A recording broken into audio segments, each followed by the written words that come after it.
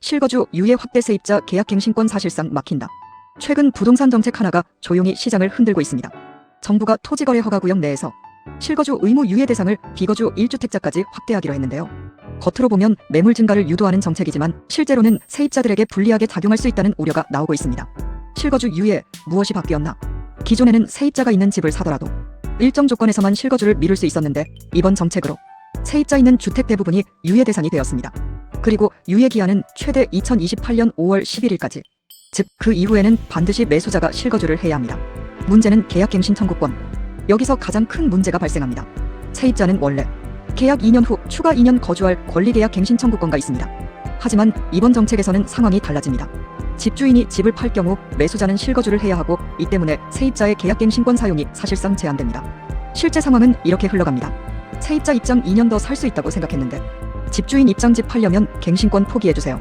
매수자 입장 실거주 못하면 거래 자체가 안 됨. 결국 세입자는 선택을 강요받는 구조가 됩니다. 계약갱신권 포기 또는 이사.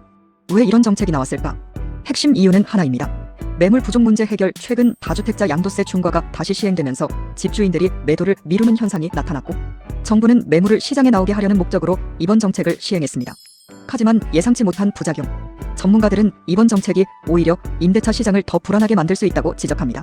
특히 지금은 전세 가격 상승 중 전세 매물 부족 신규 수요 증가 상황인데 여기서 세입자가 밀려나면 전세난이 더 심해질 가능성이 큽니다.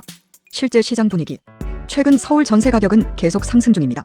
서울 전세 가격 상승률 확대, 특히 강북 외곽 지역 상승폭 증가. 즉 지금도 집 구하기 어려운 상황. 핵심 정리. 이번 정책의 본질.